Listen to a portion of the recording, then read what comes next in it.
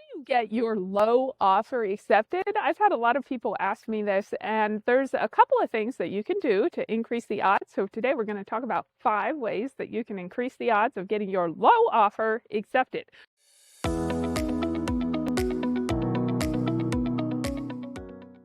So first of all, require a timely response from the seller.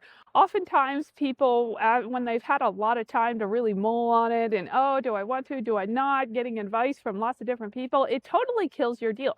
Make sure that you have a time frame, maybe 3 days at the most, to let them know, like, hey, I'm willing to give you this price, but I need a response by X date, and create the urgency for them to get a reply in. The second thing is to have low or no contingencies.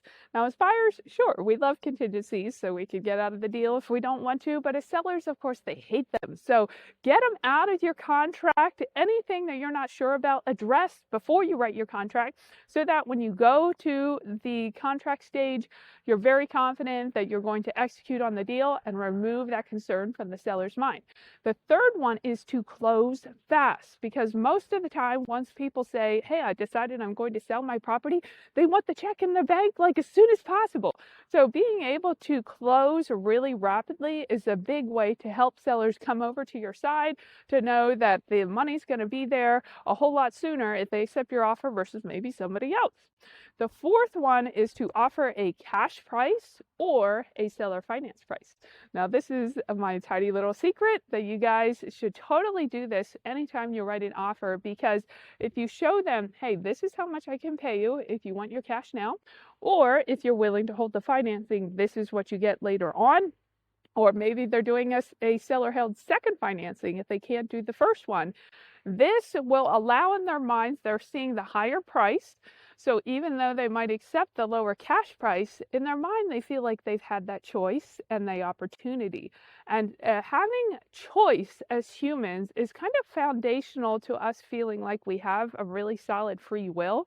So that psychological component of saying, hey, there's 2 options here. You get to pick, Mr. Seller. That can really make a big difference in getting them to accept your offer. The fifth one is to provide a bio of proven experience. The best real estate investors out there, whenever they're making an offer, they're prepared to offer a resume of experience, people that they've executed with in the past, so the seller can check if they're not sure, and proof of the funds of being available if you think that would be appropriate to the situation. So building the credibility in the seller's mind that you're going to execute is huge to getting the deal done. So make sure you're not missing out on that just because it's extra work. Do the work up front. You will be so glad you did later on. So if you're looking for investments within Pennsylvania or Maryland, reach out to us. We're always happy to share our